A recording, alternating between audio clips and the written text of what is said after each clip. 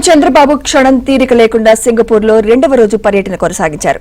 పర్యావరణ హితంగా నిర్మించిన బిడదారి హౌసింగ్ ప్రాజెక్టును 2 గంటల పాటు కాలినడకన పరిశీలించారు.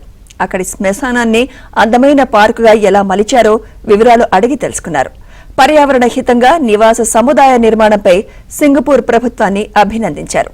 ఏపీలో నూతన ఆలోచనలు, ఆధునికత కలయికలతో నిర్మిస్తున్న అమరావతి విషయంలో సింగపూర్ సహకారం కొనసాగాలని అభిప్రాయపడ్డారు.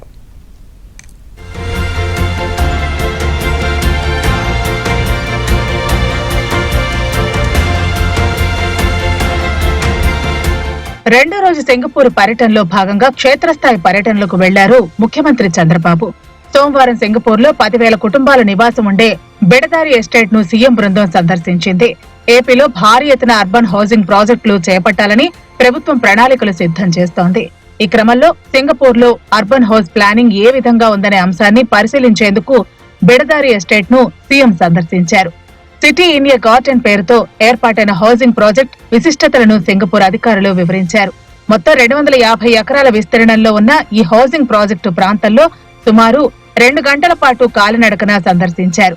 ఈ క్రమంలో ఏపీకి సింగపూర్ దేశానికి ఉన్న అనుబంధాన్ని ఆ దేశ అధికారుల వద్ద సీఎం చంద్రబాబు ప్రస్తావించారు. భవిష్యత్తులోనూ సింగపూర్, ఆంధ్రప్రదేశ్ ప్రభుత్వాల మధ్య సహకారం కొనసాగాలని ఆకాంక్షించారు. I am very clear from the beginning. Wealth creation will be done by investors, by entrepreneurs. If they create wealth, government will get money. Then only we can give welfare programs. Or otherwise by borrowing money, that is not a sustainable model. Out of 9 years, 8 years I conducted CAI Andhra Pradesh partnership in Hyderabad. That was my track record. That is how CAI is very closely associated with Andhra Pradesh government.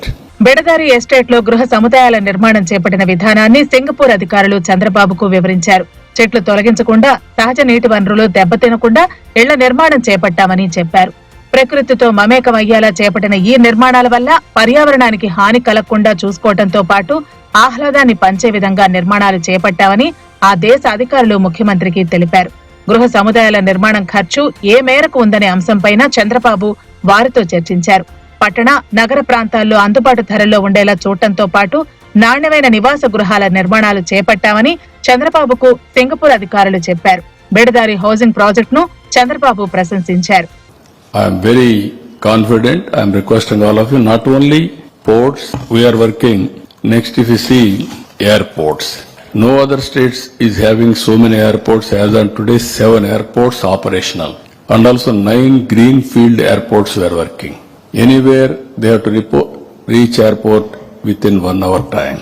Prominent industrial clusters, if you see further, petrochemicals, iron and steel, food processing, pharma and medtech, electronics manufacturing, renewable energy, and also already Nakkapalli, 1 pharma cluster is getting ready, and also Krishnapatnam, Kopparthi, Orvakal, 3 clusters are getting ready now. All infrastructure we are going to complete. Green energy రంగంలో ఆంధ్రప్రదేశ్ భారీ ప్రాజెక్టులను చేపట్టిందని, ఇందులో Singapore నుంచి మరింత సహకారాన్ని ఆశిస్తున్నామని ముఖ్యమంత్రి చంద్రబాబు స్పష్టం చేశారు. సింగపూర్ లో రెండో రోజు పర్యటనలో భాగంగా ఆ దేశ వాణిజ్య పరిశ్రమల శాఖలోని మానవ వనరులు, శాస్త్ర సాంకేతిక విభాగం మంత్రి టాన్సీ లాంగ్ తో ముఖ్యమంత్రి చంద్రబాబు, మంత్రులు, అధికారుల బృందం భేటీ అయ్యింది.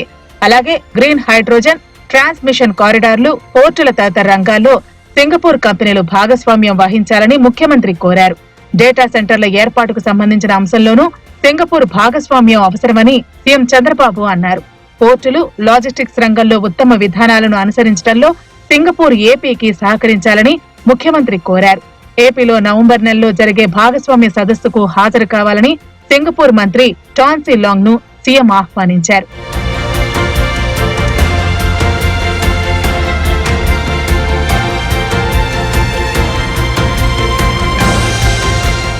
ఏపీలో గృహ నిర్మాణం, సబ్ సీ కేబుల్ రంగంలో ఏపీతో కలిసి పనిచేసేందుకు ఆసక్తిగా ఉన్నామని సింగపూర్ మంత్రి టాన్సీ లాంగ్ ముఖ్యమంత్రికి తెలిపారు. ఈ రంగంలో సింగపూర్, ఏపీ కలిసి పనిచేస్తామని వెల్లడించారు. గ్రీన్ ఎనర్జీ, గృహ నిర్మాణం లాంటి అంశాల్లో ప్రపంచ బ్యాంకుతో కలిసి పనిచేస్తున్నామని సింగపూర్ మంత్రి ఏపీ సీఎంకు వివరించారు. గతంలో హైదరాబాద్ వచ్చి ముఖ్యమంత్రి చంద్రబాబును కలిశానని సింగపూర్ మంత్రి నాటి సంగతులను గుర్తు చేసుకున్నారు. ఈ సమావేశానికి మంత్రులు నారా లోకేష్, నారాయణ, టీజీ భరత్ సహా ఏపీ ఉన్నతాధికారులు హాజరయ్యారు.